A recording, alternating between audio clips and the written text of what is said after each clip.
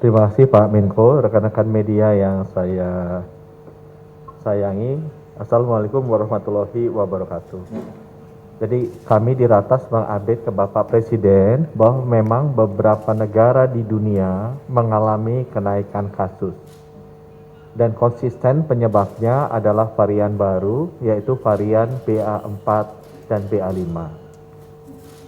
Kami juga mengamati khususnya di Afrika Selatan, di mana varian BA4 dan BA5 ini pertama kali teridentifikasi.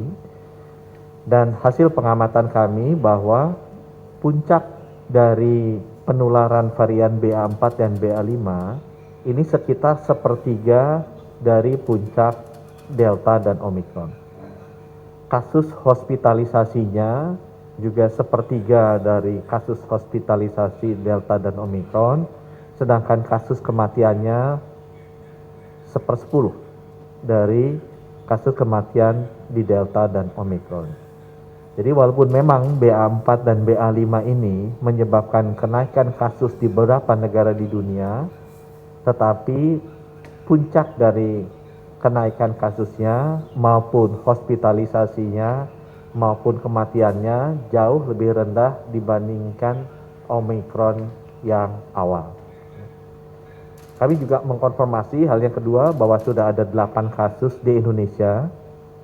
3 diantaranya adalah imported case, kedatangan luar negeri dari Mauritius, Amerika dan Brasil yang datang pada saat acara Global Platform for Disaster Risk Reduction di Bali.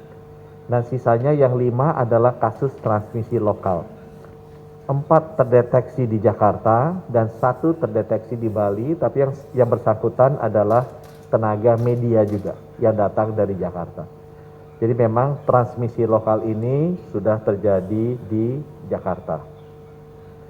Hasil pengamatan kami menunjukkan bahwa kenaikan kasus konfirmasi memang terjadi di Jakarta, juga di daerah Jawa Barat, di Banten, dan di Bali. Tetapi kami akan terus memonitor kondisinya, masih relatif baik ya, dibandingkan dengan negara lain yang tadi Pak Menko sampaikan, karena seluruh indikator transmisinya WHO itu kasih standar untuk kasus konfirmasi level 1 itu adalah maksimal 20 kasus per minggu per 100.000 penduduk. Kondisi Indonesia sekarang masih di 1. Jadi walaupun ada kenaikan, tapi itu masih di level 1. Positivity rate-nya juga WHO mengasih standar 5%, kita masih di angka 1,36%. Reproduction rate atau reproduksi efektif itu juga dikasih standarnya di atas 1, yang relatif perlu dimonitor, kita masih di angka 1. Sehingga dari 3 indikator transmisi, kondisi Indonesia masih baik. Walaupun demikian, Bapak Presiden juga memberikan arahan ke kami bahwa lebih baik kita waspada. Lebih baik kita berhati-hati. Karena kewaspadaan kita, konservatifnya kita, kehati-hatian kita sudah memberikan hasil bahwa kondisi penanganan pandemi di Indonesia termasuk yang relatif baik dibandingkan dengan negara-negara lain di dunia. Dan dengan kehati-hatian juga terbukti tidak menurunkan kegiatan ekonomi juga, karena kegiatan ekonomi kita sekarang juga sudah hampir kembali ke normal. Jadi arahan beliau yang pertama adalah 1, vaksinasi booster ditingkatkan terus. Karena sekarang kan sudah bulan Juni, Juli ini. Semua negara sudah siap-siap ada gelombang berikutnya. Pengamatan kami ini gelombang BA4, BA5 itu biasanya puncaknya tercapai 1 bulan sesudah penemuan kasus pertama. Jadi harusnya di minggu kedua Juli, minggu ketiga Juli kita akan lihat puncak kasus dari BA4, BA5 ini. Kalau memang benar-benar masyarakat kita siap, termasuk dengan boosternya yang baik, kemungkinan besar puncaknya tidak akan tinggi. Dan ditambah dengan adanya booster ini, daya tahan imunitas masyarakat akan bertahan 6 bulan lagi. Sampai bulan Februari, Maret tahun depan. Sehingga kalau itu bisa kita jaga, maka Indonesia mungkin akan menjadi satu negara yang pertama-tama dalam 12 bulan tidak mengalami lonjakan kasus. Karena biasanya setiap 6 bulan kan lonjakan kasus itu terjadi. Jadi kalau masyarakat bisa dihimbau oleh teman-teman media sekalian bahwa yuk kita dorong boosternya supaya bisa meningkatkan kekebalan atau imunitas tubuh masyarakat kita untuk melindungi sampai 6 bulan ke depan. Mudah-mudahan nanti Idul Adha 17 Agustusan kita pun bisa merayakan hari raya dan hari kemerdekaan itu dengan baik. Kemudian yang kedua, kita disampaikan juga bahwa lebih baik kita waspada. Jadi kalau ditanya masker tetap, kalau di luar ruangan kita bisa buka, tapi kalau di luar ruangannya kerumunannya padat sekali, atau ada yang batuk-batuk, atau kita sendiri merasa tidak sehat, silakan memakai masker. Kalau di dalam ruangan yang ada AC, sirkulasinya tertutup, disarankan sebaiknya memakai masker.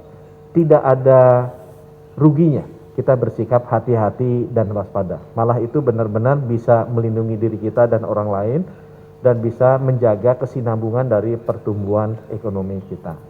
Bapak Presiden juga memberikan arahan agar booster ini bisa lebih mudah diterima oleh teman-teman. Ya, setiap acara-acara besar kalau bisa diwajibkan untuk menggunakan booster, sehingga bisa memastikan teman-teman yang mengikuti acara dengan kerumunan besar itu relatif aman. Kementerian Kesehatan akan sekali lagi melakukan sero survei di bulan Juni-Juli ini, sehingga diharapkan minggu ketiga Juli atau minggu keempat Juli sudah keluar hasilnya.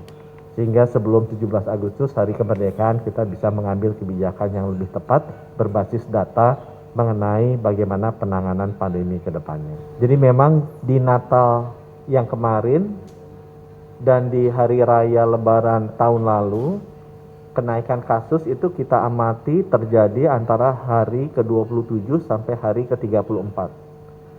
Sekarang kita amati kenaikan kasus itu baru terjadi di hari sekitar hari ke-40. Yang kedua, memang kita lihat juga setiap kali terjadi lonjakan besar di setiap negara, itu penyebabnya bukan hari raya keagamaan besar, tapi lebih disebabkan oleh adanya varian baru. Jadi kita confirm bahwa kenaikan ini memang dipicu oleh adanya varian baru, dan ini juga yang terjadi sama di negara-negara di luar Indonesia yang mungkin hari raya keagamaannya berbeda-beda dengan kita. Jadi setiap kali ada kenaikan varian baru itu naik. Kemudian yang kedua, kita tetap dengan rekomendasi sebelumnya bahwa untuk di luar ruang itu teman-teman dibebaskan untuk tidak memakai masker. Kembali lagi, karena merupakan salah satu kriteria transisi dari pandemi ke endemi, yang paling penting adalah kontrol diri. Jadi protokol kesehatan itu menjadi satu kebiasaan masing-masing masyarakat, bukan sesuatu yang dipaksakan oleh pemerintah. Kalau situ sudah menjadi kebiasaan yang disadari oleh masyarakat, itu adalah saat yang tepat di mana transisi bisa terjadi. Jadi arahannya kita berikan adalah di luar tidak usah memakai masker, di dalam ruangan tertutup, apalagi yang ventilasi ya AC semua, disarankan memakai masker. Kalau di luar kerumunannya banyak, atau ada yang batuk-batuk, atau teman-teman juga merasa tidak sehat, teman-teman disarankan memakai masker. Keputusannya kenapa kita tidak paksa? Karena ini sebagai proses pendidikan juga. Saya bersyukur karena saya kalau ada acara kerumunan di luar, wartawan pun masih pakai masker. Jadi dengan demikian saya sebagai Menteri Kesehatan senang karena kesadaran masyarakat mengenai protokol kesehatan sudah terbentuk tanpa perlu dipaksa oleh pemerintah. Itu adalah ciri-ciri di mana masyarakatnya sudah bisa melakukan transisi dari pandemi ke endemi. Di mana tanggung jawab menjaga kesehatan pribadi, tanggung jawab menjaga protokol kesehatan itu menjadi tanggung jawab masing-masing individu. Terima kasih. Nonton bola. Ya kalau misalnya nonton bola ternyata sepi, ya nggak apa-apa pakai buka masker. Tapi kalau rame desek-desekan teriak-teriak nyanyi-nyanyi ya boleh pakai masker. Apalagi kalau sebelahnya ada yang batuk-batuk terus gitu ya sebaiknya pakai masker. Tapi jangan pakai masker kalau makan hotdog sambil nonton bola karena nanti takutnya keselak gitu ya. Terima kasih.